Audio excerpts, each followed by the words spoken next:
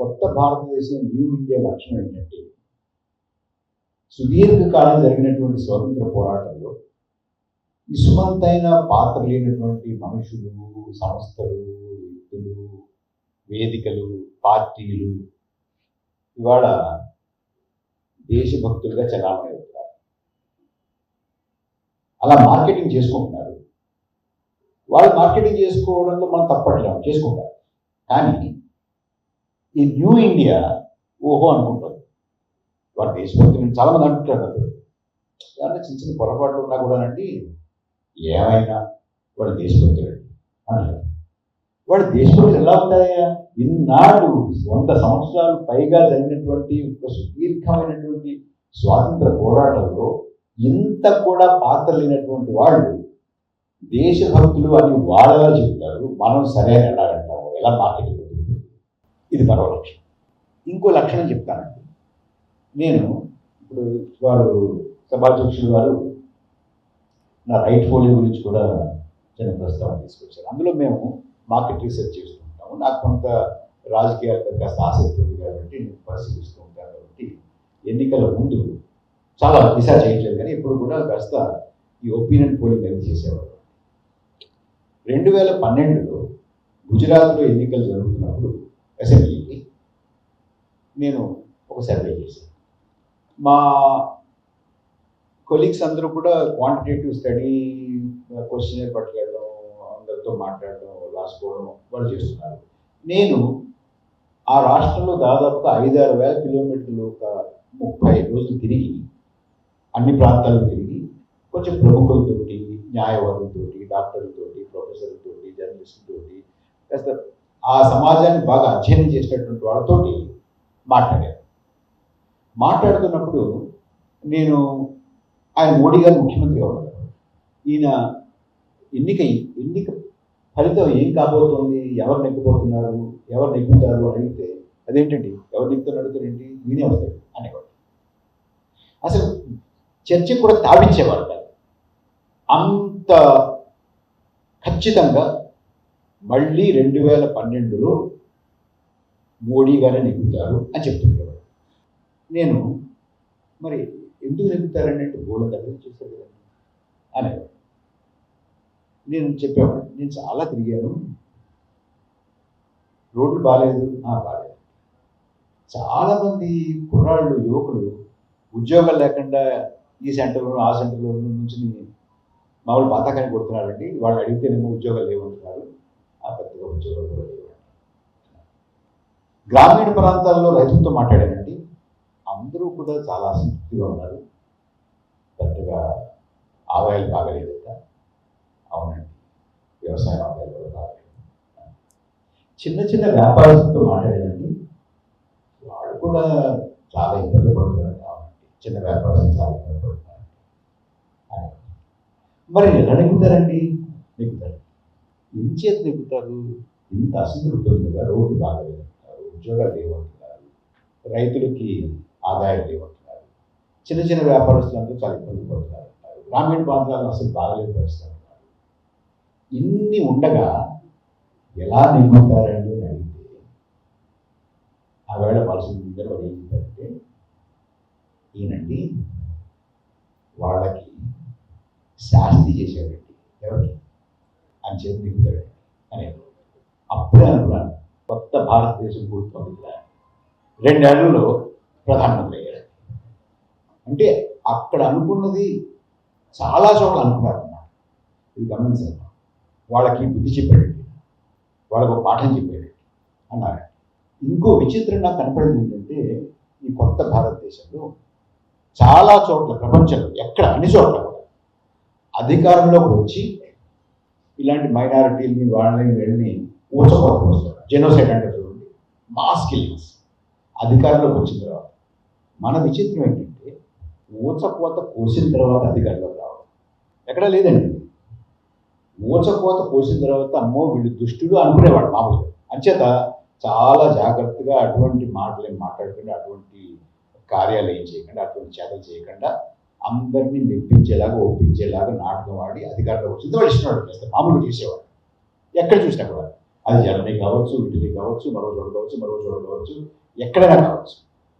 కానీ ఇక్కడ ఊచకోత కోసి మేము ఊచకోత కోసేము అని జబ్బలు చచ్చుకుని మా ఛాతీ అంతో తెలిసా మేము ఊచకోత కోసాం అని చెప్పి ఒక ఆయన ప్రధానమంత్రి, ఒక ఆయన హోంమంత్రి అయిపోయారు ఈ దేశం. విచిత్రం కదండి. నేను 2023లో ఒక పుస్తకం రాశాను, తెలుగులో కూడా వచ్చింది. వాడు ఇక్కడ ఈ మధ్య తెలుగులో కూడా దాన్ని అనువాదం చేశాను. రాసిన తర్వాత దాన్ని ప్రచురిద్దామని కొంతమంది ప్రముఖమైనటువంటి ప్రచురణకర్తలతోటి సంప్రదించారు. వారు మెయిల్ పంపించారు, పుస్తకం రాశాను, మీరు వేస్తారా? వారందరూ కూడా చాలా ఉత్సాహంగా వేస్తామని పంపించండి. ముందు మామూలుగా ఈ ప్రచురణకర్తలు ఏమవుతారు, పబ్లిషర్స్ ఏమవుతారంటే 10-15 పేజీలు పంపించండి, చూస్తాం ఒకసారి, చూసి బాగుంటే ముందుకెళ్తా ఉంటారు. సో ఒక 10-15 పేజీలు పంపించిన తర్వాత ఉడుకులేదు, పలుకులేదు. సరే, నేను మెయిల్ మీద మెయిల్ రాస్తూ ఏమైంది ఏమైంది ఏమైంది అని అడుగుతున్నాను. ఏమనుకున్నారు వీడు వదిలేని లేదు అని. ఒక నెల్లాళ్ళు పోయిన తర్వాత వీరు ఈ 4-5 నాకు సమాధానం రాశారు. ఏమని రాశారంటే, చాలా పుస్తకాలు పైప్ లైన్లో ఉన్నాయండి, ఒక్కోటి వేసుకుంటూ వస్తాము, బ్యాక్లాగ్ ఉంది మాకు, మీరేం కంగారు ఏం లేదు కదా, కొన్నాళ్ళు ఆగుతారా అన్నారు. అంటే కంగారు ఏముందంటే ఆగుతారండి, కానీ ఎన్నాళ్ళు ఆగమంటారు? 24 జూన్ వరకు ఆగుతారండి అని. కంగారు అయితే లేదు కానండి, మరి అన్నాడు ఆగలేనండి అన్నారు. ఇది కూడా న్యూ ఇండియా లక్షణం చూడండి. తర్వాత ఈ మధ్య వాళ్ళు ఇంటర్వ్యూ చేస్తున్నప్పుడు నన్ను అడుగుతూ ఉండేవారు, ఏమయ్యా ఊరికే ప్రజాస్వామ్యం లేదు దేశంలో, ఇందాక చెప్పినట్టుగా అలా ఉంది ఇలా అన్నట్టు, ఇంత స్వేచ్ఛగా మాట్లాడుతున్న మాతోటి, ఇంత తిరుగుతున్నావు, ఇంత రాస్తున్నావు, నీ స్వేచ్ఛగా ఏమైంది అన్నాడు. అసలు రాయడమే కుదరదు, మాట్లాడడమే కుదరదు అనేటటువంటి నియంతృత్వం కూడా ఉందండి. అది కొంచెం ముదిరిన తర్వాత ఇప్పుడు ఏంటంటే రాయడానికి మాట్లాడడానికి అడ్డలేదు, కానీ రాసిన తర్వాత మాట్లాడిన తర్వాత ఏమవుతుందో తెలియదండి. అది ఈ సమావేశం జరుగుతుందో కావచ్చు, సమావేశం అయిపోయిన తర్వాత కావచ్చు, నేను ఎయిర్పోర్ట్కి వెళ్ళిన తర్వాత కావచ్చు, రేపు కావచ్చు, సాయంత్రం కావచ్చు, రాత్రి కావచ్చు, ఎప్పుడు కావచ్చు, ఇప్పుడే కావచ్చు. ఆ భయం అయితే ఉంది తప్పకుండా. అది లేదని పొద్దున లాయర్లు ఉంటారు, పొద్దున అలాంటి విధంగా అయితే కనుక దయచేసి బాలసుబ్రహ్మణ్యం గారు వారి చేత కాస్త పిటిషన్లు అవి రాయించండి. చాలా మంది ఉన్నారు కదండి. నేను మీకు తెలియని విషయాలు ఇవాళ ఏమీ చెప్పేవి లేవు. మీరంతా బాగా చదువుకునేవారు, బాగా చూస్తున్నట్టు ఏం జరుగుతుంది పరిశీలిస్తున్నటువంటి వారు. అయితే నేనేం చేస్తానంటే, మనం తెలిసినా కూడా చాలా విషయాలు మర్చిపోతున్నాం. అవన్నీ ఒకసారి గుర్తు చేస్తాను, ఒక్కోటి గుర్తు చేసి వాటన్నిటినీ ఒకదాని పక్కన ఒకటి పేర్చి దీని అర్థమేంటి నా ఉద్దేశంలో మళ్ళీ మాట్లాడుకోవచ్చు, మీకు అర్థమైంది, దీని పర్యవసానం ఎలా ఉండబోతుంది అనేది నా ఆలోచన మీకు ముందు పెడతాను. సరేనండి. మీరు కొన్ని విషయాలు తెలిసి కూడా మర్చిపోతాం, కొంచెం వెనక్కి వెళ్ళిపోతాం మైండ్లో. అవి చెప్పే ముందు ఒక విషయం చెప్పాలి. ఈ మధ్య నేను పూణే వెళ్ళానండి. పూణేలో గోఖలే ఇన్స్టిట్యూట్లో మీటింగ్ పెట్టారు. అక్కడ వెళ్తే నేను కాసేపు మాట్లాడిన తర్వాత ఒక ప్రొఫెసర్ గారు ఏమన్నారంటే, ఏమయ్యా నీకు ఈ 10 సంవత్సరాల్లో ఇది బాగలేదు, అది బాగలేదు, అది బాగలేదు, ఇది బాగలేదు అనుకుంటావు అన్నావు, చాలా రాష్ట్రంలో మాట్లాడుతున్నప్పుడు వాళ్ళకి చెప్పాను, అసలు నీకు 10 సంవత్సరాల్లో మంచి ఏమీ కనపడలేదు అని అడిగాడు. అంటే ఆయన సభా మర్యాద పోకుండా మర్యాదగా అడిగాడు. అయితే ఆయన మైండ్లో ఏముందో నాకు తెలుస్తుంది కదా. ఆయన మైండ్లో ఏముందంటే, బాలసుబ్రహ్మణ్యం గారు, what is wrong with you, ఏంటి ప్రాబ్లం ఏంటి, అన్నీ ఇవే కనపడతాయా నీకు, మంచిది కనపడతా నీకు అని ఆయన మైండ్లో ఉంటుంది. అలా అనకుండా, సభా మర్యాద కదా, అలా అనకుండా మంచి ఏమీ కనపడలేదా అని అడిగాడు. అడిగితే ఆ వేళ వారికి నేను ఏం చెప్పానంటే, నేను డాక్టర్ గారి దగ్గరికి వెళ్ళాను అనుకోండి, డాక్టర్ గారు నన్ను పరీక్ష చేసి, ప్రభాకర్ గారు మీకు హార్ట్లో ఏదో ట్రబుల్ ఉందండి అన్నాడు. నేను బయటకు వచ్చి, బాలసుబ్రహ్మణ్యం గారు ఇద్దరేం డాక్టర్ అయ్యా, నా కళ్ళు బాగున్నాయి, నా చెవులు బాగున్నాయి, నా కాళ్ళు బాగున్నాయి, నా చేతులు బాగున్నాయి.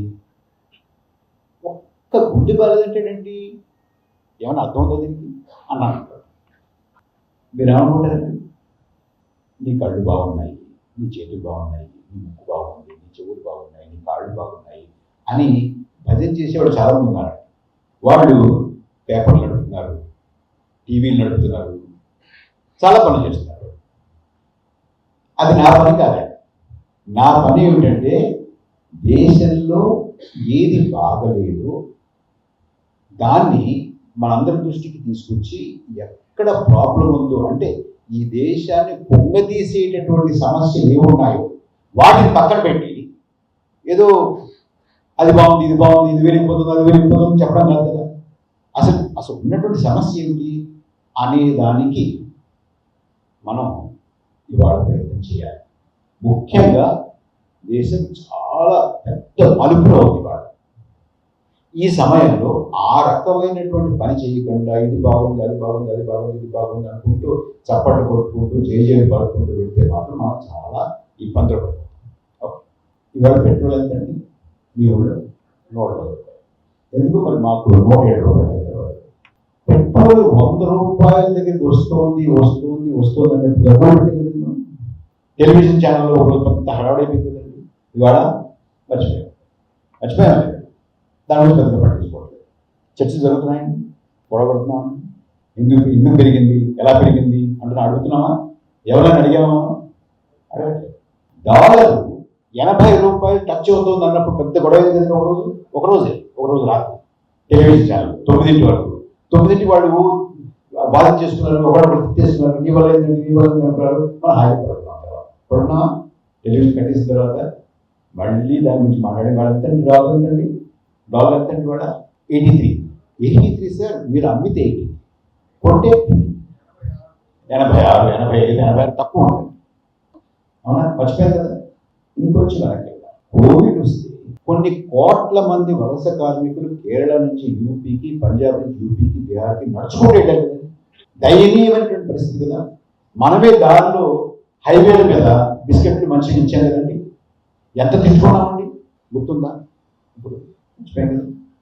ఆవేళ హాస్పిటల్ బెడ్స్ లేవని, ఆక్సిజన్ లేదని వారిని బతిమాలి, వీరిని బతిమాలి, మా వాడికి ఏదో ప్రాబ్లం ఉందండి, మా స్నేహితుడికి ప్రాబ్లం ఉందండి, కొంచెం హాస్పిటల్ పెట్టండి, ఇందులో చేర్చండి, అందులో చేర్చండి, అదేదో మందు కట్టండి, రెమెడీస్వర్ ఏదో ఉంది, అదేదో దొరకట్లేదండి, కొంచెం మీకు పడిపొడుగు పెంచుకొని చెప్పండి బతిమాలుకున్నాం కదండి. అప్పుడు తిట్టుకున్నామా? మర్చిపోయామండి. నిజం చెప్పండి సార్, మర్చిపోయాం. నాకు ఈ మాట గుర్తొచ్చింది. కర్ణాటక అసెంబ్లీ ఎన్నికల్లో లాస్ట్ ఇయర్ మోడీ గారు బాగా విస్తృతంగా ప్రచారం చేశారు. ప్రతి సమావేశంలో, ఇప్పుడు కూడా మళ్ళీ మొదలుపెట్టారు అన్నమాట, ప్రతి సమావేశంలోనూ ఆయన ప్రతి ర్యాలీలో, సమావేశం పెద్ద పెద్ద ర్యాలీలో, ఆ ర్యాలీలో ఆయన నన్ను ప్రతిపక్ష పార్టీల వాళ్ళు 99 సార్లు తిట్టారు అని చెప్పాడు. గుర్తున్నాను మీకు? 100 సార్లు కాదండి, 98 సార్లు కూడా కాదు, ప్రిసైజ్ కరెక్ట్గా 99 సార్లు తిట్టారని చెప్పాడు. అంటే ఎలా లెక్క పెట్టుకుంటున్నాడు చూడండి. కానీ ఆయన్ని కోవిడ్లో ఎంతమంది పోయారు, వలస కార్మికులు ఎంతమంది ఇబ్బంది పడ్డారంటే తెలియదు, ఎంతమంది ఆక్సిజన్ లేకపోయారంటే తెలియదు, ఉద్యోగాలు ఎంతమందికి లేవండి, నిరుద్యోగ సంస్థ ఎంతమంది బాధపడుతున్నారంటే తెలియదు, ఏది తెలియదు, ఎంతమంది ఎన్నిసార్లు తిట్టారో తెలుసాడు. ఇంకొంచెం వెనక్కి వెళ్తే జిఎస్టీ పెట్టారండి. జిఎస్టీ పెట్టిన తర్వాత చిన్న పరిశ్రమలు, చిన్న చిన్న వ్యాపారాలు ఎంత ఇబ్బందులు పడుతున్నాయంటే పంట మొదలుపెట్టే కదండి. తిట్టుకుంటున్నాం కదా, తిట్టాం కదా, అప్పుడు తిడుతున్నాం కదా. అంటే అసలు మనం మామూలుగా వ్యాపారం చేసుకునేటువంటి వాళ్ళు, మామూలుగా చిన్న చిన్న కార్ఖానాలు పెట్టినట్టు 5, 6, 7 పెట్టుకునేవాళ్ళు, లేదా మన కుటుంబంలో ఉన్నవాళ్ళు చేసుకునేటువంటి వాళ్ళు ఇప్పుడు చార్టెడ్ అకౌంటెంట్ కావాలి, వాళ్ళు కావాలి, వీళ్ళు కావాలి, కంప్యూటర్ కావాలి, ఇంకోటి కావాలి, సాఫ్ట్వేర్ కావాలి, ఇప్పుడు చాలా ఇబ్బంది పడుతున్నాం కదా. దానికే ఇంకో భయపడేస్తాం కదా, తిట్టుకున్నాం కదా, మర్చిపోయింది. ఇంకొంచెం వెనక్కి వెళ్తే 16లోకి వెళ్తే సడన్గా రాత్రి 8 గంటలకి మీరు జేబులో ఉన్న డబ్బులు చెప్పారు. చెప్పారండి, ఎన్ని ఇబ్బందులు పడ్డామండి. బ్యాంక్ వెళ్తే ఇంతే ఉందంటాడు, ఇవ్వమంటాడు, పెళ్ళి ఉంది, లేదా ఖర్చు ఉంది, మరొకటి మన డబ్బులే అందులో పెట్టాము, రావు, అది చూపించమంటాడు, ఈ పెళ్ళి ఉందా శుభ్రాకి పట్టమంటాడు, అది పట్టమంటాడు. నానా ఇబ్బందులు పెట్టేసరికి క్యూలో ఉంచున్నాం, ఎండలో ఉంచున్నాం. ఆ ఎండలో నుంచినటువంటి వాళ్ళకి సాయంగా మంచిని ఇచ్చేవాడు కొంతమంది, బిస్కెట్ ఇచ్చేవాడు కొంతమంది, అమ్మేవాడు కొంతమంది, రకరకాలుగా ఎంత అయింది మా తిట్టుకున్నాం. పోనీ దానివల్ల ఏమైనా ఉపయోగం ఉందా అంటే ఉపయోగం కూడా ఏం లేదు కదా. ఎందుకంటే 99% క్యాష్ మళ్ళీ వెనక్కి వెళ్ళిపోయింది. అది కూడా తెలుసు కదా మనకి. దాన్ని మర్చిపోయాం, దాని గురించి పెద్దగా పట్టించుకోవడం. నేను ఇవన్నీ ఎందుకు చెప్పానంటే మిమ్మల్ని బ్లేమ్ చేయడం కాదు, నేను కూడా మర్చిపోయాను. అయితే ఒక్కసారి వెనక్కి తిరిగి ఆలోచించుకోవాలి, ఏం జరిగింది, ఎలా జరిగింది అని ఆలోచించుకుని ఒక్కోటి మనం అవలోకనం చేసుకుంటేనే ఈ దేశ పరిస్థితి ఎంతో మనకి అర్థం. దానికోసం గుర్తు చేసేటప్పుడు అంటే మనం మర్చిపోతున్నాం.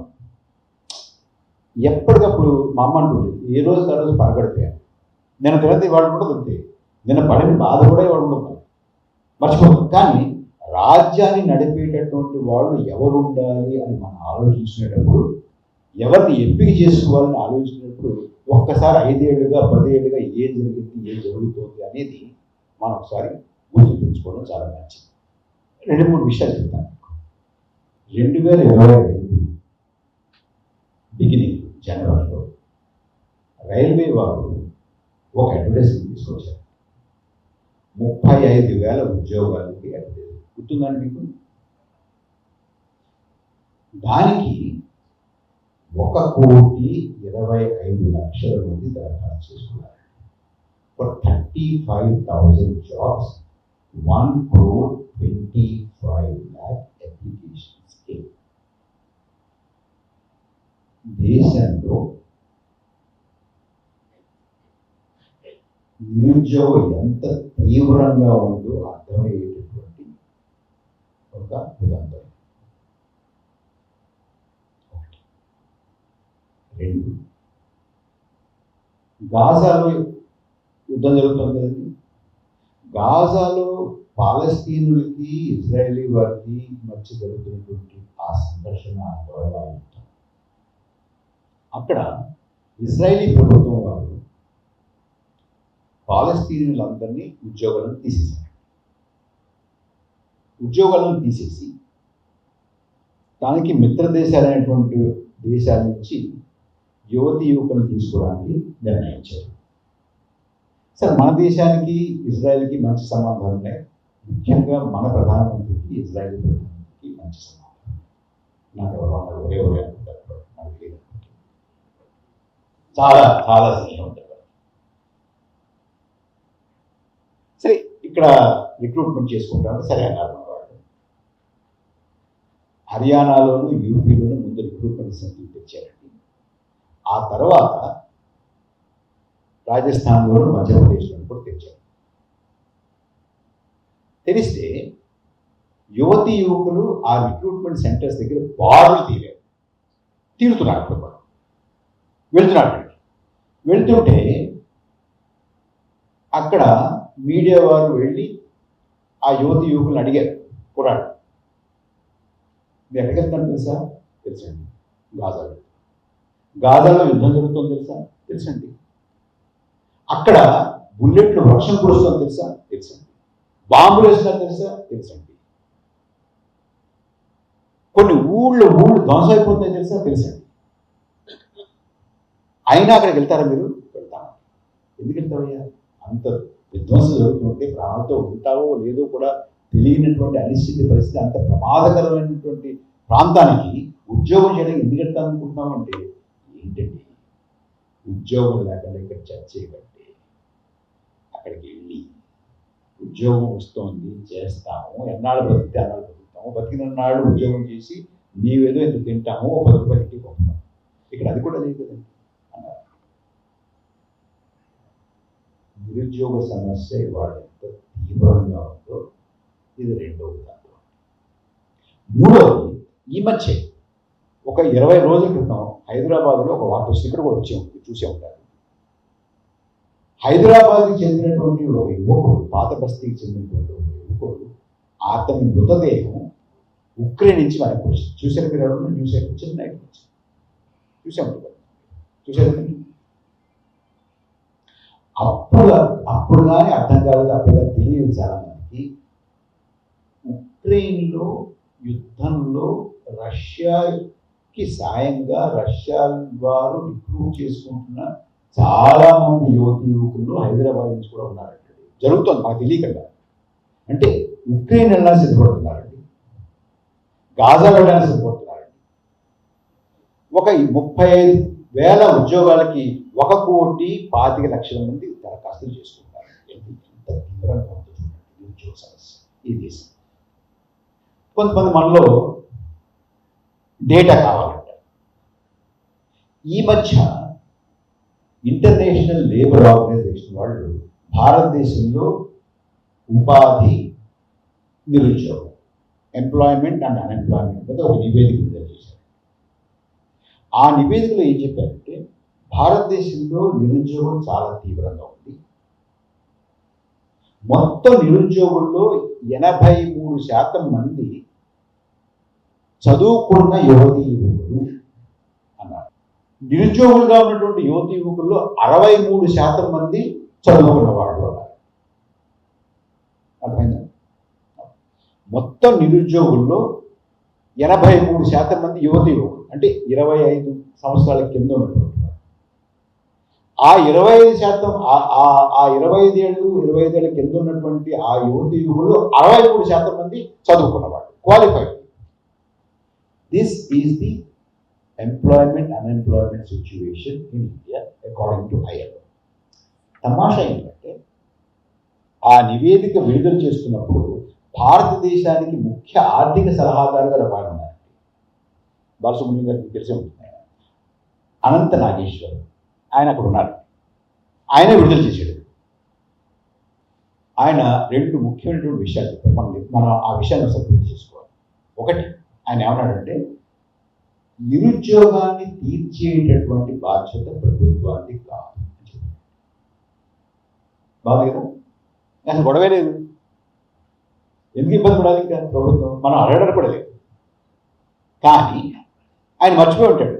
ఇవాళ ప్రధానమంత్రి గారు 2014 నుంచి సంవత్సరానికి 2 కోట్ల ఉద్యోగాలు కల్పిస్తాను అని చెప్పి, ఉపాధి కల్పిస్తానని చెప్పి వాగ్దానం చేసి అధికారంలోకి వచ్చారు కదండి. అది ఈయన మర్చిపోయాడు, ఆయన మర్చిపోయినట్టు మాకు తెలియదు. ఇంకో మాట కూడా చెప్పాడు. మీరు చాలామందికి నా వయసు నాకన్నా పెద్దవాళ్ళందరికీ కూడా నాగభూషణం గారు నటించినటువంటి మహమ్మద్ బిన్ తుగ్లక్ అనే సినిమా వచ్చి గుర్తుందండి?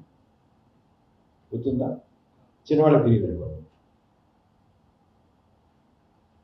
ఇది ఆవేళ సమావేశంలో అనంత నాగేశ్వరన్ గారు ఆయన గుర్తు చేశాడు.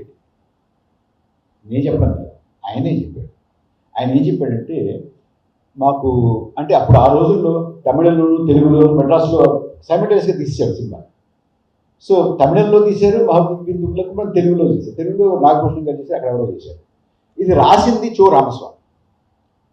సో అనంత నాగేశ్వరన్ గారు చో రామస్వామి రాసినటువంటి మహమ్మద్ బిన్ తుగ్లక్ను ఉటంకిస్తూ ఆయన ఏం చెప్పారంటే, ఆ సినిమాలో ఒక కల్పిత పాత్ర ప్రధానమంత్రి ఆవేళ ఆయన నాగభూషణం గారు యాక్ట్ చేసినటువంటి ఆయన అంటాడు ఒక సీన్లో, మేము ఇలాగే చెప్తాం, ఉద్యోగాలు కల్పిస్తాం, నిరుద్యోగ సమస్య ఇస్తాం చెప్తుంటాము, చెప్పి ఓటు సంపాదించుకుంటాం, అధికారులు వస్తాం, మర్చిపోవడానికి ప్రతి సీరియస్ తీసుకోవాలని చెప్పాడు. ఈ మాట అనంత నాగేశ్వరన్ గారు చెప్పారండి ఆ సమావేశంలో. మరి ఆయన ఆ మాట చెప్తున్నప్పుడు ఆయన మదిలో మన ప్రధానమంత్రి గారు వెలిగారో లేదో నాకు తెలియదు, హ్యావ్ నో ఐడియా. ఆ మాట అనలేదు ఆయన, బట్ ఈ మాట మాత్రం చెప్పారు. సో నిరుద్యోగం అనేటువంటిది ప్రభుత్వానికి సంబంధం లేదు అని తేల్చారు. ఇంత దారుణమైనటువంటి నిరుద్యోగ సమస్య దేశంలో ఉన్నప్పుడు మన భారత ప్రభుత్వానికి ముఖ్య ఆర్థిక సలహాదారుగా ఉన్నటువంటి అనంత నాగేశ్వర్ గారు తెలియజేసినటువంటి మాట. తర్వాత అలా ఆ నివేదిక విడుదల చేసినటువంటి 2-3 రోజులకి వరల్డ్ ఇన్ఈక్వాలిటీ ల్యాబ్ అని ప్యారిస్లో ఉంటుందండి. ల్యాబ్ అంటే ల్యాబ్ కాదు, అది ఒక స్టడీ గ్రూప్. వాళ్ళు థామస్ పికెటీ అనేటువంటి ఒక ప్రముఖమైనటువంటి ఆర్థికవేత్త, ఆయన ఆధ్వర్యంలో నడిచేటటువంటి వరల్డ్ ఇన్ఈక్వాలిటీ ల్యాబ్ భారతదేశం మీద ఒక నివేదిక ఇచ్చారు. ఆ నివేదిక సారాంశం 3 విషయాలు ఏంటంటే, ఒకటి, భారతదేశంలో ఇవాళ ముఖ్యంగా 10 సంవత్సరాలుగా ఉన్నటువంటి అసమానత ఈ దేశ చరిత్రలో ఎన్నడూ లేదు. Number 1, historical high of inequality. Number 2, ఈ దేశంలో ఉన్నటువంటి 1% people get 22% of it's income. 22% ఈ దేశంలో ఉన్నటువంటి ఆదాయం 1% వారికి జరుగుతుంది. రెండవది, 1% of this countries population holds 40% of it's assets and wealth. 1% ప్రజల దగ్గర 40% ఈ దేశానికి చెందినటువంటి ఆస్తులు ఉన్నాయి అనేది. ఇంకా నూరు చాలా ఉన్నాయనుకోండి, కింద 10% దగ్గర ఉంటుంది, కింద 50% దగ్గర ఉంది, చాలా ఉంటుంది. మీరు చూడండి ఒకసారి. ఈ 3 చాలా ముఖ్యమైనటువంటి విషయాలు. అంటే అసమానతలు బాగా పెరిగిపోతున్నాయి. అసమానతలు ఎంతగా పెరిగిపోతున్నాయనంటే, మీకు అసమానతలు పెరిగిపోతున్నాయని ఆయన చెప్పారు. చెప్తే అయ్యో అసమానతలు పెరుగుతున్నాయా, అసమానతలు పెరగకూడదు, ఉండకూడదు, ఇలా బాగుండదు, మంచిది కాదే అనడం లేదు. ఒకటి, నువ్వు అలా అనొచ్చు. రెండోది ఏమనొచ్చు అంటే, ప్రభుత్వం తరపు నుంచి చూపించే అసమానతలు ఎక్కడ, అసమానతలు లేవే, వాడితో తప్పు చెప్తున్నారు, అసలు లెక్క అది కాదు అని చెప్పాలి. అసమానతలు లేవు, పెరగడం లేదు, బాగానే ఉంది దేశం అని చెప్తే దాని మీద అలా కాదు, నువ్వు చెప్పేది తప్పు, నేను చెప్పేది ఒప్పు, కొంత ఏదైనా ఒక వివాదం ఉంటుంది, ఒక సంభాషణ. కానీ ప్రభుత్వం నుంచి కొంతమంది ప్రముఖులు, ఆర్థికవేత్తలు మాట్లాడారండి. అది వచ్చిన తర్వాత ముఖ్యంగా అందులో ఒక ఆయన గురించి మాట్లాడుతుంది, ఇంకా చాలామంది మాట్లాడారు, పక్కన పెడదామని. ముఖ్యంగా ప్రొఫెసర్ అరవింద్ పణగారియా అని, ఆయన గతంలో నీతి ఆయోగ్కి vice chairman, first vice chairman. నీతి ఆయోగ్ని స్థాపించిన తర్వాత మొట్టమొదటి వైస్ చైర్మన్ ఏమో ప్రధానమంత్రి గారు. మొట్టమొదటి వైస్ చైర్మన్ ఏమో ప్రొఫెసర్ పణగారి. ఇప్పుడు మళ్ళీ వెనక్కి వచ్చి, ఆయన కొలంబియా యూనివర్సిటీ అమెరికాలో ఉంటారండి. ఆయన వెనక్కి తీసుకొచ్చి మళ్ళీ ఇప్పుడు ఆర్థిక సంఘం అధ్యక్షుడిగా చేశారు. ఆయన టైమ్స్ ఆఫ్ ఇండియాలో బాలసుబ్రహ్మణ్యం గారు ఒక ఆర్టికల్ రాశారు, don't lose sleep over inequality. అసమానతల గురించి పెద్ద నిద్రపాటు చేసుకోవాలి. Don't worry about. ఆయన అసమానత లేదంట, కానీ దాని గురించి వరీ అవుతుందంటున్నాడు. ఆయన ఏమంటాడంటే, అసమానతలు ఉండడం మంచిదేనండి. కొంతమంది బాగా డబ్బు సంపాదించారనుకోండి, ఆయన ఒక ఇద్దరు దృష్టి పెట్టాలంటే తెలియదు నాకు, చెప్తాను. అసమానతలు బాగా ఎక్కువైనా ఏమీ మీరు ఇబ్బంది పడకండి. ఎందుకంటే ఇలా డబ్బు సంపాదించిన వాళ్ళు పెట్టుబడి పెడతారండి. పెట్టుబడి పెడితే ఇవాళ కాకపోతే రేపు, రేపు కాకపోతే ఎల్లుండి, ఎల్లుండి కాకపోతే అవతలుండి, కాకపోతే 2 ఏళ్ళకి, 2 ఏళ్ళకి కాకపోతే 5 ఏళ్ళకి, 5 ఏళ్ళకి కాకపోతే 10 ఏళ్ళకి, 10 ఏళ్ళకి కాకపోతే 15 ఏళ్ళకి మీకు కూడా ఇంతో వస్తుంది, మీరు ఆ వేచి చూస్తూ ఉండాలి అన్నాడండి. సో ఆర్థిక ప్రగతి సాధించడానికి అసమానత అనేటువంటి దాన్ని మనం సహించాలి అనేటువంటి ఆయన సిద్ధాంతం. అంతేగాని అసమానతలు లేవు, అసమానతలు ఉండకూడదు అనలేదు ఆయన. అసమానతలు ఉండాలి అంటున్నాడు, అసమానతలు మీరు సహించాలి అంటున్నాడు. ఇంకో మాట కూడా చెప్పాడు. ఇంకో మాట ఏం చెప్పాడంటే, ఈ బాగా డబ్బు సంపాదించే వాళ్ళు ఉంటారే, వాళ్ళు అప్పుడప్పుడు కొంచెం ఎక్కువగా కూడా ఖర్చు పెడుతుంటారు. ఏదో పెళ్ళిళ్ళు బాగా చేస్తారు. మనం చేసాం చూసారా, అది పెళ్ళి కూడా కాదండి, ప్రీ వెడ్డింగ్ అంటే ఎంత 1000 కోట్లు అంత ఖర్చు పెట్టారు అంతే. సో ఇటువంటి వాటిని పెద్దగా మీరు పట్టించుకోకూడదు. దాని గురించి 1000 కోట్లు ఖర్చు పెట్టేది ఎలా చేశారు, ఇలా చేశారు అనుకోకండి, మంచిదే. ఎందుకంటే 1000 కోట్లు ఎక్కడికి వెళ్ళింది, ఎవరికో వెళ్ళింది కదా, వాళ్ళకు కూడా ఆదాయాలు వచ్చాయి కదా అని ఆయన ఆర్గ్యుమెంట్. అసమానతలు అనేటువంటివి పర్వాలేదు, మంచిది అనేటటువంటి ఒక వాదన, అంటే ఒక మానసిక స్థితి. It's okay, it's good. ఇవాళ కదా రేపు మనకు కూడా వస్తుంది. వాడు బాగా డబ్బు సంపాదిస్తే వాడు ఏం చేసుకుంటారు పాపం, మనకి ఇవ్వాల్సిందే కదా. ఏమండి, అంత అంత తీసుకెళ్ళిపోతాడు. వెళ్ళే తర్వాత ఆయన ఇది ఖర్చు పెడతారు, ఇల్లు కడితే కొంతమందికి ఉపాధి వస్తుంది. ఆయన పెళ్లి చేస్తాడు, అందులో డాన్సులు పెడతాడు, వాళ్ళు కూడా దాంట్లో కొంత ఉపాధి వస్తుంది. భోజనాలు పెడతాడు, దానికి కూడా కొంత. ఇలాగా నెమ్మదిగా మీకు నాకు కూడా ఏవో 4 మెతుకులు దొరుకుతాయి. జాగ్రత్త, కంగారు పడకండి. ఇవాళ వచ్చే నెల వస్తుంది, ఆగాలి మీరు అంటున్నాడు ఆయన. చూడండి ఎంత బాగా చెప్పాడు. అలాగే మీకు చాలా పాశ్చాత్య దేశాల నుంచి కొన్ని సంస్థలు ఉంటాయి. అవి పేపర్లో చాలా ప్రముఖంగా వస్తుంటాయి. మీకు ఎకనామిక్ టైమ్స్ అలాంటి పేపర్లు ఉంటాయి చూడండి, ఈ ఎకానమీ గురించి రాసేటువంటి పేపర్స్లో బాగా ప్రముఖంగా వస్తుంటాయి.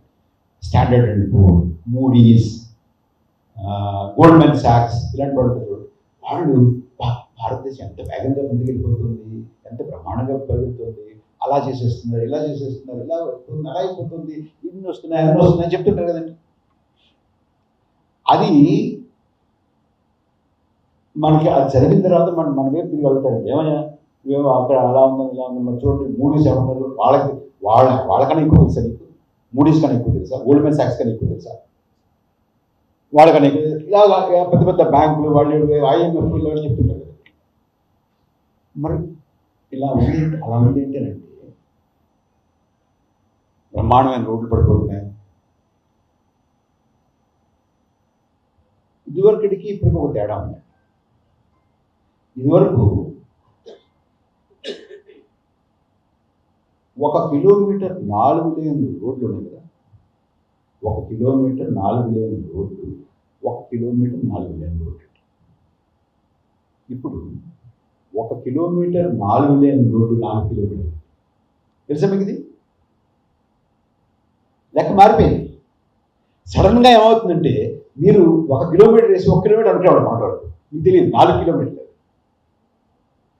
అంచేత ప్రతిదీ కూడా 4 ఇంతలు పెరిగిపోయినట్టుగా మనం చూపించుకోవచ్చు.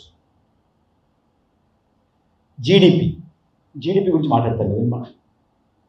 అసలు జీడిపి, తలసరి ఆదాయం, వీటిల్లోనే చిన్న లోపాలు ఉన్నటువంటి లెక్కలే. అయినా కూడా ఏదో లెక్క కావాలి కాబట్టి మనం లెక్క ఏదో పెట్టుకుంటాం. మీకు ఒక ఉదాహరణ చెప్తాను. భారతదేశం ఫాస్టెస్ట్ గ్రోయింగ్ ఎకానమీ. విన్నారా ఈ మాట? 5th largest economy. విన్నారా ఈ మాట? విన్నారు. Fastest growing economy, 5th largest economy, ఈ రెండింటి గురించి కొంచెం మాట్లాడుకోవాలి. దయచేసి వినండి. ఫాస్టెస్ట్ గ్రోయింగ్ ఎకానమీ ఏం చేద్దంటున్నారు? 7.2%, 7.3%, 6.8% ఎలా పెరిగిపోతుంది కాబట్టి అంటున్నారు. ఇప్పుడు బాలసుబ్రహ్మణ్యం గారి ఆదాయం ₹1,00,000 అనుకున్నారు. అంత ఉండకపోవచ్చు. ఏమంటే ₹1,00,000. ఆయనది లాస్ట్ ఇయర్ ₹1,00,000, ఈ సంవత్సరం 1,10,000. మీరు కొంచెం లెక్కలు తీసుకోవాలి, చెప్పండి ఎంతండి పర్సెంటేజ్ గ్రోత్ అయిందో? 10%. భలేవారి ఎంతండి? 1,00,000 నుంచి 1,10,000 10% ఎలా అవుతుందండి? అయిందా? నాకు తెలియదు, లెక్కలు పోయింది. ఎంతండి? మీరు ఆలోచించి చెప్పండి సార్. ₹1,00,000 1,10,000 అయింది. ఎంత వృద్ధి! అసలు మీరు నెల్లూరు నుంచి పెద్ద పెద్ద కాంట్రాక్టులు చేస్తారు. మీరు మొత్తం దేశం అంతా మీరు ₹1,00,000 నుంచి 1,10,000 అయితే ఎంత చెప్పట్లేదు ఏంటండి? భలేవారి ఏమండి? 1,00,000 నుంచి 1,10,000 అయితే ఎంత పర్సెంటేజ్? కట్టండి, ఫోన్లు ఉన్నాయి కదా మీ దగ్గర. ఏమండి? 10%? షూర్? 10%. 10% అనుకుంటాను. ఆ మాత్రం ఇద్దాం, పర్వాలేదు. 10%. నా ఆదాయం లాస్ట్ ఇయర్ ₹100 అండి, ఇప్పుడు 200 అయిందండి. నాదెంతండి? 100%. ఫాస్టెస్ట్ గ్రోయింగ్ ఎకానమీ నాది, అయింది కదా. ఆయనది 10% అండి. ఆఫ్టర్ ఆల్ ఏమవుతుంది? బాలసుబ్రహ్మణ్యం గారు ఏం కాదు. నాది 100% కదా. నేను గొప్ప, ఆయన గొప్ప, నేను గొప్పదండి, కానీ ఆయన గొప్ప. మన జగత్కాలం చూస్తే 1,10,000 అండి, ఆయనకి నాకే 100 రూపాయలండి కదా. సో ఫాస్టెస్ట్ గ్రోయింగ్ ఎకానమీ అంటే ఇదనమాట. సరే అలా వస్తుంది. 5th లార్జెస్ట్ ఎకానమీ అంటే నేను నిజంగా మురిసిపోయానండి. అంటే కొందరు చెప్తారు చూడండి, ఇందాక అన్నానే నీకు ఏమీ మంచి కనపడలేదా, దీని గురించి సంతోషించవా అంటే కాసేపు సంతోషించాను ఆవేళ. కానీ ఊరుకోరు కదా, లెక్కేశాను. 5th లార్జెస్ట్ ఎకానమీ మనం యునైటెడ్ కింగ్డమ్ బ్రిటన్ని దాటి అధిగమించి 5th లార్జెస్ట్ ఎకానమీ అయ్యాం. గుర్తుందా? అది కూడా చెప్పి ఆ విషయం గుర్తుందా? సార్ మీలో బ్రిటన్ అనేది అభివృద్ధి చెందిన దేశం అని అనుకుంటారా లేదా? అభివృద్ధి చెందిన దేశమే కదండి, అనుమానం ఉందా? లేదు కదా. అభివృద్ధి చెందిన దేశం. ఒక అభివృద్ధి చెందిన దేశాన్ని మనం అధిగమించి ముందుకు వెళ్ళామనుకోండి, లేదా ఆ స్థానాన్ని ఆక్రమించామనుకోండి, దాన్ని వెనక్కి తోసేసి మనం ఏమవుతామండి? అభివృద్ధి చెందిన దేశం అవుతాం కదా. అయిపోయాయి కదా. ప్రధానమంత్రి గారు ఏం చెప్తున్నారు? 2047లో అభివృద్ధి చెందిన దేశంగా దేశాన్ని తీర్చిదిద్దుతూ ఉంటారు. ఇవాళేమో బ్రిటన్ అధిగమించి మనం 5వ స్థానంలోకి వచ్చేసాం. ఇది వేరు అది వేరు అండి, ఒకటే అనుకుంటున్నాను నేను కదా. కానీ మాకు మళ్ళీ ఓటేయండి, 2047లో అభివృద్ధి చెందిన దేశంగా మిమ్మల్ని తీర్చిదిద్దుతాం. కానీ ఇవాళ బ్రిటన్ అధిగమించేసి మనం ఆ స్థానాన్ని ఆక్రమించాం. ఈ రెండింటికన్నా పొందడం ఉందంటే అసలు లేదు, ఉండదు. ఎందుకంటే మాటలే కదా. తర్వాత పర్ క్యాపిటల్ ఇన్కమ్ అంటారు, దాన్ని ఏమంటారండి? తలసరి ఆదాయం. తలసరి ఆదాయంలో అసలు తలసరి ఆదాయం కూడా లోపభూయిష్టమే, అయినా కూడా ఏదో ఏదో అనుకోవాలి కాబట్టి అనుకుంటున్నాం. తలసరి ఆదాయం కూడా చెప్తారు. ఇప్పుడు నాకు బాలసుబ్రహ్మణ్యం గారికి కలిపి ఒక 100 జతల ఇళ్ళు ఉన్నాయనుకోండి, తలసరి ఏంటండి? 50. కానీ నాకు ఒకటి ఆయన 99 ఉన్నాయి. అది 50 అవునా? అలాగా ఇప్పుడు 1% వారి దగ్గరేమో 22% ఆదాయం ఉండి, 1% దగ్గరేమో 42% ఆస్తులు ఉంటే అది తలసరి ఆదాయం ఎలా అవుతుందని మీరు చెప్పే లెక్క ప్రకారం కాదు కదా. కానీ అయినా కూడా మనం తలసరి ఆదాయం ప్రకారం 140వ స్థానంలో ఉన్నామండి. 140వ స్థానంలో తలసరి ఆదాయం లెక్కలో ఉండి 5వ స్థానంలో జాతీయోత్పత్తిలో ఉంటే, జాతీయ దాంట్లో ఉంటే, ఆదాయంలో ఉంటే అది ఫాస్టెస్ట్ గ్రోయింగ్ ఎకానమీ లేకపోతే 5th లార్జెస్ట్ ఎకానమీ అవుతుందండి? నా దృష్టిలో అవుతాయి. అని తప్ప నేను తప్పు చెప్తున్నాను. మీ దృష్టిలో అవుతుందా? అవ్వదు కదా. అది ఏ లెక్క ప్రకారం చూసినా అవ్వదు కదా. How are we fastest growing economy? How are we 5th largest economy? How is it that we have overtaken Britain and yet we are not a developed country? మళ్ళీ అది 47 కాగాలండి ఓట్లేస్తూ. సో మనకి ఉద్యోగాలు లేవు, ఆదాయాలు లేవు. ఈ జిఎస్టీ వల్ల, డిమానిటైజేషన్ వల్ల మన చిన్న చిన్న పరిశ్రమలు, కార్ఖానాలు, చిన్న వ్యాపారాలు కుదేలైపోయి నట్టి విరిగిపోయిందా లేదా? మీకు భారతదేశం ఏ దేశమైనా, ఎంత పెద్ద దేశం, అమెరికాలో కూడా 90% of the employment, 90% of the production is done by, if not 90%, 80%, 70 to 90% of the production and income in the economy is generated by small scale industries, not the big industries. మన దేశంలో ఇన్ఫార్మల్ సెక్టర్లో, unorganised సెక్టర్లో మన economic activity 93%. Some say 92, some say 93, some say 94, but at least 92. ఇప్పుడు 90 అనుకుందాం. ఆ కంప్లీట్గా unorganised sector 90% employment ఇచ్చేటటువంటిది, 90% ఇన్ ద ఎకానమీలో ఆదాయం ఇచ్చేటటువంటి ఆ సెక్టర్ నడ్డి విరిచేశారండి. Both demonetisation as well as GST. ఇవాళకి కూడా కోలుకోలేదు. వీళ్ళు చూపించే ఇక్కడ మీరు అందరూ చదువుకున్నారు కాబట్టి చెప్తున్నారు, ఇదంతా అన్ని చోట్ల మీరు చెప్పేటువంటి విషయం కాదు. జీడిపి 7.5 7.2 వచ్చిందంటారు, 7.2 అనుకుందాం. అంత పెరిగిపోతుంది ఫాస్టెస్ట్ గ్రోయింగ్ ఎకానమీ చెప్తున్నారు. National consumption is 3%. Consumption is 3%, sir. Production ఏమో 7.2%, జీడిపి 7.2%. జనరల్గా ఇంటర్నేషనల్ స్టాండర్డ్ ప్రకారం బాలసుబ్రహ్మణ్యం గారు కన్జంప్షన్కి, నేషనల్ కన్జంప్షన్కి, నేషనల్ ప్రొడక్షన్కి, గ్రాస్ డొమెస్టిక్ ప్రొడక్షన్కి తేడా 0.5% నుంచి 1% వరకు తొలగదు. ఎక్కడో చిన్న చిన్న లెక్కలు తేడా వచ్చుంటాయి. ఆ లెక్క ప్రకారం చూసుకుంటే 3% కన్జంప్షన్ ఉంటే జీడిపి ఎంత ఉండాలండి? ఈ వేరియేషన్ 3.5 to 4, 3.5 to 1% కదా. 1% హైయర్ సైడ్ వేసేసుకున్నారు. 3 కన్జంప్షన్ ఉంటే 4 ఉండాలి. పోనీ ఇంకా జనరస్గా ఉండి 4.5% అంటున్నారు. కానీ 4.5% ఎక్కడ, వీళ్ళు చెప్పేది 7.2% ఎక్కడండి? వస్తుంది. ఇది ఇవాళ జరుగుతున్నటువంటి కనికట్టు, లెక్కల్లో కనికట్టు అన్నమాట. కన్జంప్షన్కి, ప్రొడక్షన్కి, కన్జంప్షన్కి, నేషనల్ ఇన్కమ్కి అంత వేరియేషన్ ఉండకూడదండి.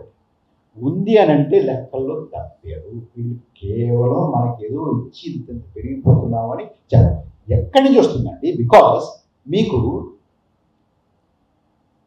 భారతదేశంలో ఇవాళ youth unemployment is 24%, 24%. 24% youth unemployment అనేటటువంటిది ప్రపంచంలో చాలా తక్కువ దేశాల్లో. కొన్ని దేశాలు, జిబోతి అలాంటి దేశాల్లో, ఆఫ్రికాలో ఉన్న దేశాల్లో 60%, 70% పక్కన పెట్టాలి. అది కదా మనం కంపేర్ చేస్తుంది. ఫాస్టెస్ట్ గ్రోయింగ్ ఎకానమీ కదా మనది, 5th లార్జెస్ట్ ఎకానమీ కదా. 5th largest economy, fastest growing economy, ఇంత గొప్ప ఎకానమీ ఎవరి సరసన, ఎవరి కంపెనీలో ఉన్నామంటే ఇరాన్ కంపెనీలో ఉన్నాము, యెమెన్ కంపెనీలో ఉన్నాము, లెబనాన్ కంపెనీలో ఉన్నాము. ఇటువంటి దేశాల కంపెనీలో 24%, 25% మధ్య మన యూత్ అన్ఎంప్లాయ్మెంట్. మన పక్కన ఉన్నటువంటి బంగ్లాదేశ్లో యూత్ అన్ఎంప్లాయ్మెంట్ ఓన్లీ 12%, మనలో సగం. అయితే ఈ youth unemployment 24% also is a headline. అందులో సూక్ష్మంగా వెళ్తే 20-25 సంవత్సరాల మధ్య ఉన్నటువంటి యువకుల్లో అన్ఎంప్లాయ్మెంట్ ఈజ్ 44%. ఇంత అన్ఎంప్లాయ్మెంట్ ఉంది. MNREGA, Mahatma Gandhi national rural employment guarantee scheme కదండి, దాంట్లో లాస్ట్ ఫైనాన్షియల్ ఇయర్ మొత్తం ప్రోగ్రామ్ ఎంతమంది సంపదకి ఇవ్వాలి అంటే వీడి సంవత్సరానికి ఎంత ఉజ్జాయింపుగా, ఎంత అనేటటువంటి వాళ్ళు లెక్క వేసి ఇన్ని రూపాయలు అక్కడ పెడితే, ఇన్ని వేల కోట్లు అక్కడ పెడితే అది 6 నెలలు అయిపోయింది. మీరు ఒకసారి చూసుకోండి. That is the crisis in unemployment. Therefore, unemployment చాలా తీవ్రంగా ఉంది. రూరల్ ఇన్కమ్స్ తగ్గిపోయాయి. చిన్న అనార్గనైజ్ సెక్టర్లో, చిన్న వ్యాపారాలు, చిన్న కార్ఖానాలు బాగా నడ్డి విరిగిపోయి ఇబ్బందులు పడిపోతున్నాయి. ఇంత జరుగుతూ ఉన్నందువల్ల ఆకలి పెరిగిపోయింది. ఆకలి పెరిగిపోయింది అని వరల్డ్ హంగర్ ఇండెక్స్ మీరు ఎవరు చూసారండి? వరల్డ్ హంగర్ ఇండెక్స్లో మన మన మన స్థానం ఎక్కడికి వచ్చిందండి? 169, 170, 170 ఎంత ఉంది కదండి. బాగా కింద ఉంది కదా బాలసుబ్రహ్మణ్యం గారు. ప్రాపగాండా, వెస్టర్న్ ప్రాపగాండా, మనల్ని అభాస్ పాలు చేయడానికి, మనల్ని అప్రతిష్ట పాలు చేయడానికి కొంతమంది పనిగట్టుకుని ఈ ప్రచారం చేస్తున్నారు. మేమేమి ఆకలితో లేము అన్నారండి. ఒక మంత్రి గారు, పేరు చెప్పండి మామూలు, ఒక మంత్రి గారు ఈ వరల్డ్ హంగర్ ఇండెక్స్ మీద ఒక చాలా ముఖ్యమైనటువంటి వ్యాఖ్యానం చేశారు. వారు ఏమన్నారంటే, ఒకసారి నేను పొద్దున్న 4ంటికి లేచాను. 4ంటికి లేచి గబగబా తయారైపోయి ఎయిర్పోర్ట్కి వెళ్ళి ప్లేన్ ఎక్కి బాంబే వెళ్ళానండి. టైం లేదు ఏం తినడానికి. బాంబే వెళ్ళి ఒక సదస్సులో పాల్గొని మాట్లాడానండి. మాట్లాడిన వెంటనే మళ్ళీ గబగబా కారు ఎక్కి ఎయిర్పోర్ట్కి వెళ్ళి ట్రైన్ ఎక్కి జైపూర్ వెళ్ళానండి. జైపూర్లో ఇంకో కార్యక్రమంలో పాల్గొని అది అక్కడ కూడా గబగబా మాట్లాడేసిన తర్వాత మళ్ళీ గబగబా పరిగెత్తుకుంటూ కార్ ఎక్కి ఎయిర్పోర్ట్కి వెళ్ళి మళ్ళీ ప్లేన్ ఎక్కి బాంబే వెళ్ళారండి. బాంబేలో కూడా ఇంకో సదస్సులో మాట్లాడేసి అక్కడి నుంచి ఆ సదస్సు అయిపోయిన తర్వాత మళ్ళీ ఢిల్లీలో ప్రోగ్రామ్ ఉంటే మళ్ళీ ఎయిర్పోర్ట్కి వచ్చేసి ప్లేన్ ఎక్కేసి ఢిల్లీ వచ్చేసి ఢిల్లీలో ప్లేన్ దిగి మళ్ళీ కార్లో ఇంటికి వెళ్తున్నప్పుడు ఇంకో చోటకి వెళ్తున్నప్పుడు నా ఫోన్ మోగిందండి. ఫోన్ మోగితే ఫోన్ ఎత్తారండి. ఫోన్ ఎత్తే మీకు ఆకలిస్తుందని అడిగారండి. ఆకలిస్తుందన్నారండి. ఆ లెక్క ఉంటుంది. ఆ లెక్క ప్రకారం భారతదేశం ఆకలితో ఉంది, భారతదేశంలో పౌష్టికాహారం లేదు అనేటువంటి మాటలు వస్తాయి తప్ప ఊరికే రాశారు కదా. కానీ అలాంటి డిఫెన్స్ పెట్టారు. పెట్టి 4 రోజులు తిరగకుండా ప్రధానమంత్రి గారు 82 కోట్ల మందికి ఈ దేశంలో ఉచితంగా 5 కిలోల ఆహార ధాన్యాలు ఇస్తామని ప్రకటించారు. గుర్తుందా మీకు?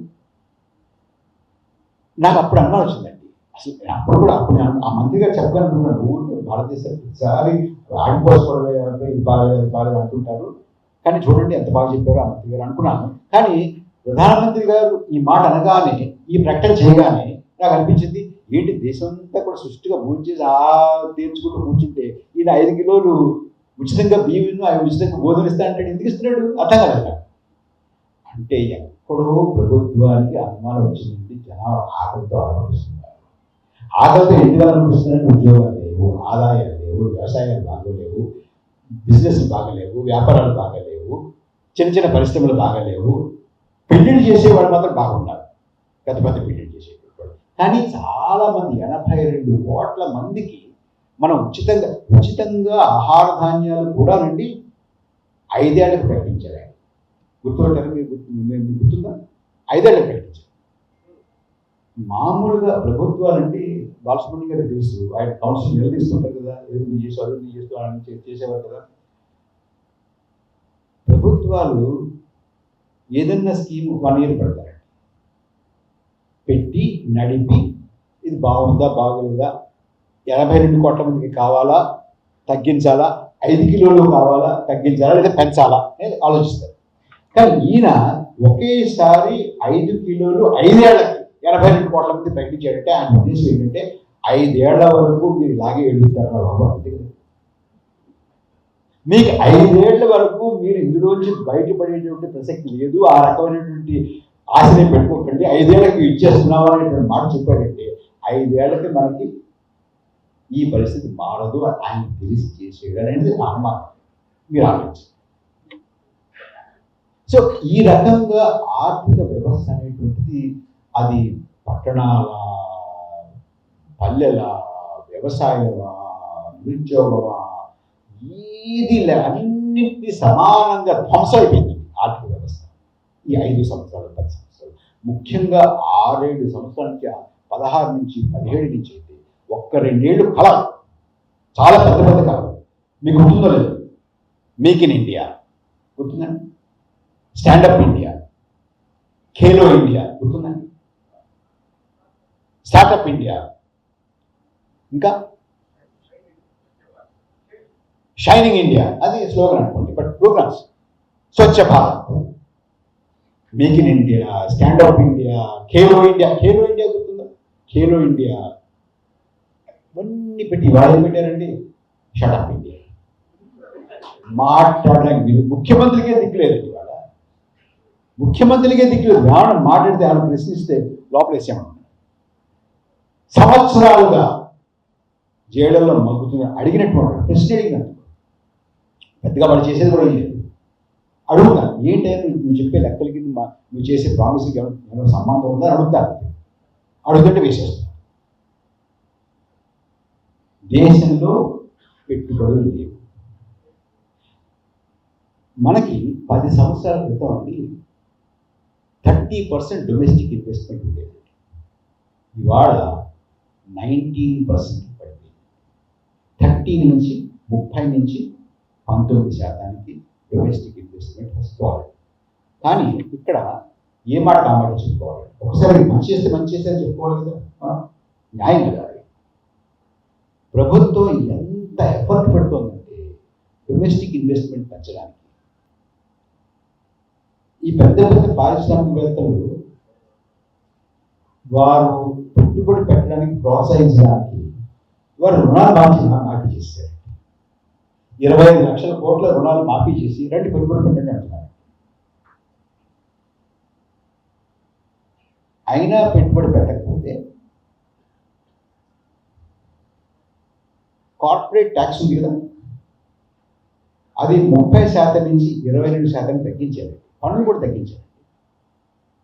ఒకటి రుణాలు మాఫీ చేశారు, రెండోది పన్నులు తగ్గించారు, మూడోది ప్రొడక్షన్ లింక్ ఇన్సెంటివ్ స్కీమ్ అని పెట్టారు, పిఎల్ఐ. విన్నారా?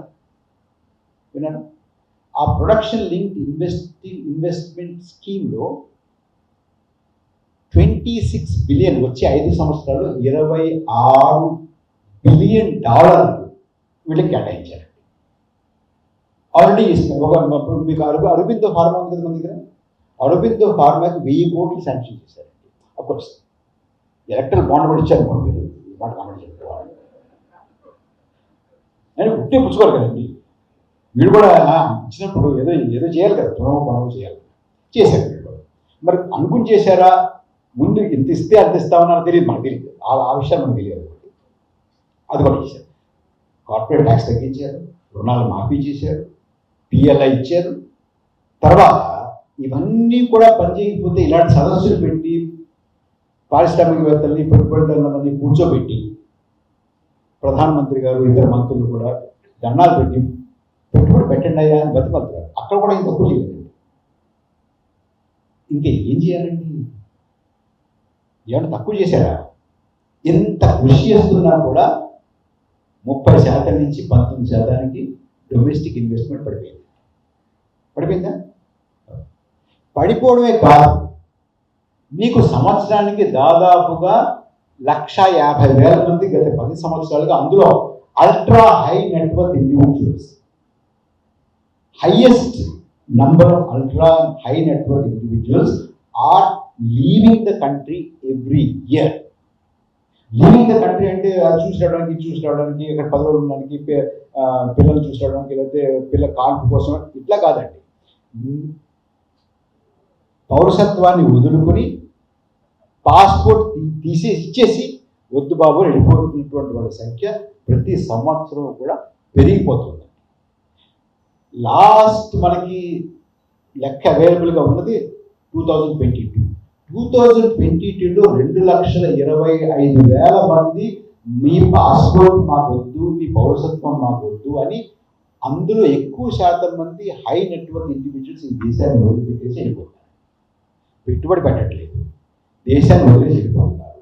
ఇన్ని ఇన్సెంటివ్స్ ఇచ్చినా, ఇంత బతిమాలిన, ట్యాక్స్ని తగ్గించిన, రుణాలు మాఫీ చేసిన, ప్రొడక్షన్ లింక్ ఇన్సెంటివ్స్ ఇచ్చినా కూడా పెట్టుబడి పెరగట్లేదు కాబట్టి ఉద్యోగాలు రావట్లేదు కాబట్టి ఆదాయాలు లేవండి. ఆదాయాలు లేవు కాబట్టి మన్రేగా గురించి, ఉపాధి హామీ పథకం గురించి మాకు కావాలంటారు. అది సంవత్సరానికి ఇచ్చినటువంటి కేటాయింపు ఒక 6 నెలలు అవగొట్టేస్తున్నారండి. ఉక్రెయిన్ వెళ్తున్నారండి, గాజా వెళ్తున్నారండి. ఒక రైల్వే ఉద్యోగాలకి 1,25,00,000 మంది అప్లికేషన్ పెట్టుకుంటారండి. ఇంత దారుణమైనటువంటి పరిస్థితుల్లోకి దేశం ఆర్థికంగా వచ్చేసింది. ఇది ఆర్థిక వ్యవస్థ. ఇంకొక 2 విషయాలు. మన ప్రజాస్వామ్యం ఎలా ఉంది? బాగుందనుకుంటున్నాం, కానీ బాగలేదండి. ప్రజాస్వామ్యం అంటే 5 ఏళ్లకోసారి మనం పోలింగ్ బూత్కి వెళ్ళి ఓటు వేసేసి నోరు మూసి కూర్చుని ఉంటే ప్రజాస్వామ్యం అనుకుంటే కనుక బాగుంది. ఇప్పుడు ఓటేస్తున్నాం, అది కూడా మన ప్రమాదంలో పడుతుంది, వేరే విషయం. కానీ మనం ఈ దేశంలో 3 వ్యవసాయ చట్టాలని పాస్ చేస్తున్నాం. కూర్చున్నాం, మర్చిపోయారు, కొంతమంది మర్చిపోయారు. 3 చట్టాలని పాస్ చేసుకున్నప్పుడు అది దేని గురించి పాస్ చేసుకున్నాం? వ్యవసాయం గురించి పాస్ చేస్తున్నాం. వ్యవసాయానికి సంబంధించినటువంటి 3 చట్టాలండి. వ్యవసాయానికి సంబంధించినటువంటిది అని అంటే వ్యవసాయం ప్రత్యక్షంగాను పరోక్షంగాను ఈ దేశంలో అత్యధిక శాతం మందికి ఉపాధి కల్పించేది, ప్రత్యక్షంగాను పరోక్షంగా. దగ్గర 43% మన శ్రామిక శక్తి ఇవాళ వ్యవసాయం మీద ప్రత్యక్షంగాను పరోక్షంగాను ఆధారపడుతుంది.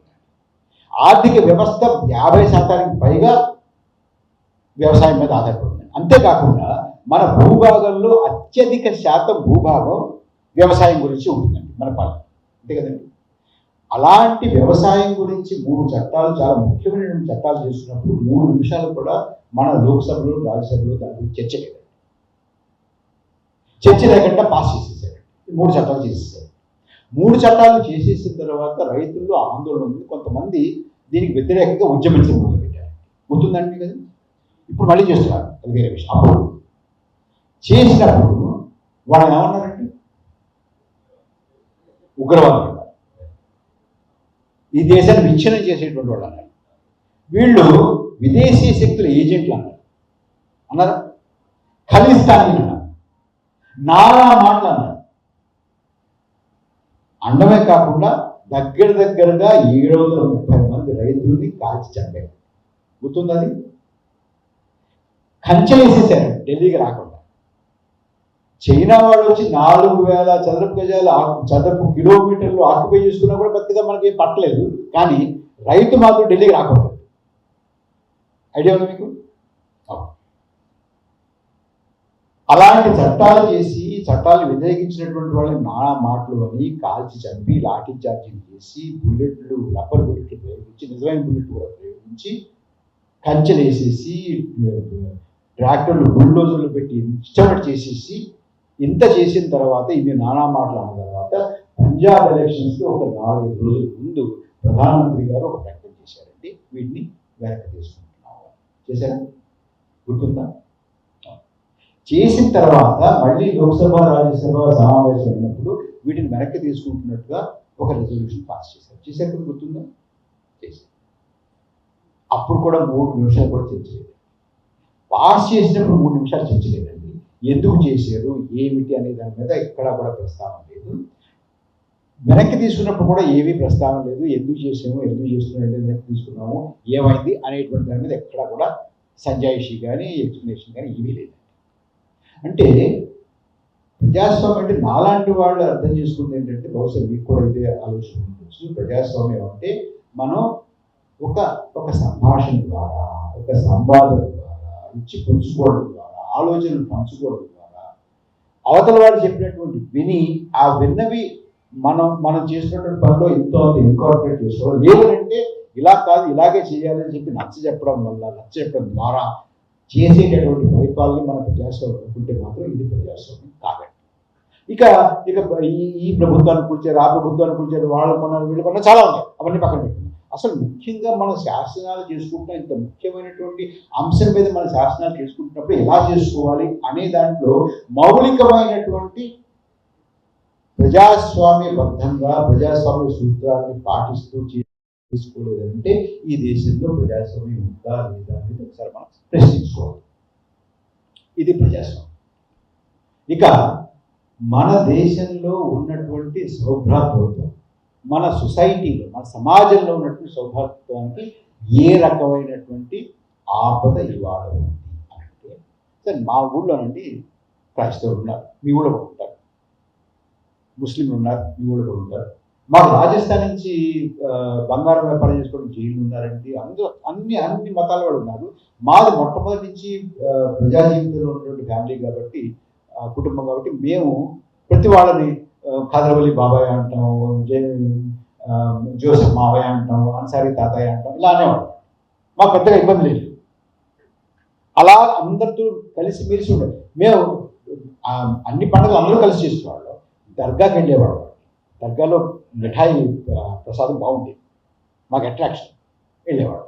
పెద్దగా మేము ఎప్పుడు అది మాది కాదు, ఇది మీది కాదు, ఇది మీది అది మాది అనుకోలేదు. కానీ ఇవాళ దేశంలో మీరెవరు, మీ మతం ఏంటి, మీ కులం ఏంటి, మీ మతం ఏంటి, మీ మతం ఏంటి అనేటటువంటి బాగా ఎంత పెచ్చరిల్లిపోయిందంటే, ఒక ఉదాహరణ చెప్తాను మీకు. చాలా మంది మీకు తెలిసే ఉంటుంది, ఉన్నా లేకపోయినా ఓలా, ఊబర్ తెలుసు కదండి. నేను హైదరాబాద్లో బాలసుబ్రహ్మణ్యం గారు ఒకసారి నేను ఎక్కడికో వెళ్ళాలంటే ఊబర్ పిలిచిన తర్వాత వచ్చాడు కుర్రాడు కూర్చొని. జనరల్గా నేను ఏం చేస్తానంటే ఊబర్ ఎక్కిన తర్వాత, ఓలా ఎక్కిన తర్వాత అతనితో మాట్లాడతాను. డ్రైవర్ ఎక్కడి నుంచి వచ్చేవాడు, నీ పేరేంటి, ఏం చదువుకున్నావు, ఇప్పుడు వచ్చాడు హైదరాబాద్ అని అడుగుతాను. మామూలుగా చిన్న కుర్రాడు అయితే పెళ్ళైందని అడిగితే, పెద్దవాడికి అడగడానికి బాగుండదు. చిన్న కుర్రాడిని పెళ్ళైందని అడిగితే ఇంకా కాలేదని, కుర్రాడు ఎక్కాడండి, వచ్చాడు. అతని పేరు అశోక్ పేరు చెప్పాడు. చిన్న కుర్రాడు పెళ్లి కాలేదని, మన రాయలసీమ నుంచి వచ్చాడంట. ఈ మధ్యన వచ్చారంటే పెద్దగా నాకు తెలియదు, డ్రైవింగ్ వచ్చారు కొంచెం ఇక్కడికి వచ్చారన్నాడు. కొంచెం ఆ తర్వాత నేను పని చేసుకుంటున్నాను. ఈ వీళ్ళకి ఇక్కడ దారులు తెలియవు కాబట్టి గూగుల్ మ్యాప్ పెట్టుకున్నాడు. లెఫ్ట్ తిరుగు, రైట్ తిరుగు, లెఫ్ట్ తిరుగు, రైట్ తిరుగు అట్లా వెళ్తున్నాడు. ఈ గూగుల్ మ్యాప్ ఏం చేస్తుందంటే మిమ్మల్ని దగ్గర దారిలో తీసుకెళ్ళడానికి, తొందరగా తీసుకెళ్ళడానికి చిన్న చిన్న సందులు తిప్పుతుంది. మీకు ఐడియా ఉందా? ఇక్కడ కూడా చేస్తున్నట్టు. అలాగ ఒకసారి నేను వెళ్తుంటే కారు బాగా స్లోగా వెళ్తాను. ఏంటి స్లోగా వెళ్తుందని పైకి చూశారండి. చూస్తే చిన్న ఇరుకు సందులోంచి వెళ్తుంది. ఇరుకు సందులోంచి వెళ్తుంటే ఆ సందులో అందరూ రోడ్డు మీద నడుస్తున్నారు. ఇరుకు సందు, అక్కడ పేమెంట్ లేవంట, ఫుట్పాత్ లేవు. అసలు ఫుట్పాత్ ఉన్నా కూడా ఫుట్పాత్ మీద నడవడంత పని చేస్తాం. అలాంటి దాంట్లో వెళ్తూ ఉన్నప్పుడు స్లోగా వెళ్తోంది. ఈ కుర్రాడు ఉన్నట్టుండి వెనక్కి తిరిగి నా వైపు చూసి, చూడండి ఈ ముస్లింలు రోడ్డు మీద నడిచేస్తాను మళ్ళీ అన్నట్లేదు అన్నాడు. ముస్లింలు ఏంటి రోడ్డు మీద నడిచేది ఏంటి, మనం వెళ్ళకపోవడం ఏంటి? అక్కడ క్రైస్తవులున్నా, హిందువులున్నా, బౌద్ధులున్నా, జైనులున్నా, యూదులున్నా, ఎవరున్నా కూడా అంత చిన్న ఇరుకు సందులో రోడ్డు మీద తప్ప ఎక్కడి నుంచి ఎక్కడ నడుస్తారండి? నడుస్తున్నారు. కానీ వీటి మైండ్లో ఏముందండి అంటే ఎవరో ఎక్కడో అతనికి ఇంజెక్షన్ ఇచ్చారండి, అది లోపలికి వెళ్ళిపోయింది. సమాజం మీద ఎంత విషప్రయోగం జరిగిందంటే, నువ్వు వేరు వాడు వేరు, నువ్వు వేరు వాడు వేరు, వాడికి నీకు పడదు. నీకు సమస్యలు ఉన్నాయంటే, నిరుద్యోగం ఉందా వాళ్లే కారణం, నీకు ఇబ్బందిగా ఉందా వాళ్లే కారణం, నీకు ఆదాయం లేదా వాళ్లే కారణం అనేటటువంటి మాట వచ్చేసింది. ఈ రకమైనటువంటి సమాజం మీద పెద్ద విషప్రయోగం ఈ 10 సంవత్సరాలు జరిగింది. ఇది చిన్న విషయం కాదు. సో ఆర్థికంగా ప్రజాస్వామ్యానికి ఇటు సామాజిక వ్యవస్థకి ఇంత పెద్ద చేటు ఇది చాలాగా జరుగుతూ వస్తుంది. ఈ 10 సంవత్సరాల్లో బాగా విస్తృతంగా, బాగా ముందుగా జరిగిపోయింది. ఆ పరిస్థితుల్లో మనం ఇవాళ ఉన్నాం. దీని నుంచి ఈ దేశాన్ని బయటపడేయకపోతే, నా ఉద్దేశంలో ఇంత దూరం వచ్చి నా భయం మీతో షేర్ చేసుకోవడం కూడా కరెక్ట్. ఈ ఎన్నికల్లో కనుక మళ్ళీ ఇదే ప్రభుత్వం కనుక వస్తే కేంద్రంలో మళ్ళీ ఎన్నికలు అంటూ ఉండవు. మీరు చెప్పచ్చు, రష్యాలో ఎన్నికలు ఉన్నాయండి, పుతిన్ గారు 99% ఎక్కుతున్నారండి, నార్త్ కొరియాలో ఎన్నికలు జరుగుతున్నాయండి, ఆయన కూడా 99% ఓటుతో ఆయన ఎన్నికలండి, యునానిమస్గా వచ్చేస్తున్నాడండి. అంటే ఇప్పుడు మనకి యునానిమస్గా సోదరులు కూడా వచ్చారు.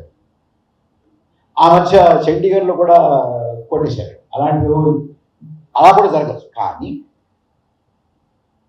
Free and fair impartial elections జరగడం అనేటువంటిది ఈ దేశంలో ఉండదేమో అనేటువంటి ఒక భయం. రెండవది, మణిపూర్ అనేటువంటి రాష్ట్రం మనకు ఒకటి గుర్తుందండి, ఉందా? మణిపూర్ ఎన్నాళ్ళ నుంచి మండుతుందండి? 1 year నుంచి. మర్చిపోయింది కదా, గుర్తుందా? వస్తుందా? వార్తలు ఏమైనా వస్తున్నాయా టెలివిజన్లో కానీ పేపర్లో కానీ? మణిపూర్లో ఏం జరుగుతుంది అనేది మీరు చూస్తున్నారంటే, చదువుతున్నారు కదా. అది మన మైండ్ తీసేసారండి. కానీ అక్కడ మారణ హోమం మాత్రం ఆగలేదండి, మంటలు మాత్రం చల్లారలేదండి, ప్రజల ఇబ్బందులు మాత్రం పోలేదండి. నా భయం ఏంటంటే, మనం ఏమనుకుంటామంటే ఎక్కడో మణిపూర్ జరుగుతుంది, ఏం పడదు, నెల్లూరు ఎందుకు జరుగుతుంది, బెంగళూరు ఎందుకు జరుగుతుంది, చెన్నైలో ఎందుకు జరుగుతుంది, మరో చోట ఎందుకు జరుగుతుంది, భోపాల్ ఎందుకు జరుగుతుంది అనుకుంటాం మనం. కానీ ఇవాళ మణిపూర్లో జరుగుతున్నటువంటిది మనం కనుక ఏమాత్రం అప్రమత్తంగా లేకపోతే ప్రతి రాష్ట్రంలోనూ, ప్రతి గ్రామంలోనూ, ప్రతి పట్టణంలోనూ, ప్రతి నగరంలోనూ జరిగేటటువంటి ప్రమాదం ఉంది మాట కూడా మీకు చెప్పేవాడుగా వచ్చారండి. దీన్ని ఏమీ తక్కువగా వేసుకోవద్దు. గోధ్రాకి మణిపూర్కి మధ్య గ్యాప్ ఎంతండి? 20 సంవత్సరాలు. కానీ మణిపూర్కి రేపొద్దు నెల్లూరుకి మాత్రం అంత గ్యాప్ ఉండదండి. అది మాత్రం చెప్పాలి. వీళ్ళు ఏమనుకుంటారంటే మనం ఆకలేస్తుంది, ఏంటి ఇలా జరుగుతుంది అన్న ప్రతి వాడికి 5 కిలోలు బియ్యం మొహాన్ కొట్టేసి, 5 కిలోలు ఏమో ఆకలేస్తున్న వాడికి వాడి మొహాన్ కొట్టి 5 ఎయిర్పోర్ట్లు ఏమో మా ఫ్రెండ్కి ఇచ్చేద్దాం. ఇది ఇవాళ ఈ ప్రభుత్వం అనుసరిస్తున్నటువంటి విధానం. 5 kilos per poor, 5 airports to my friend. That's all. Thank you.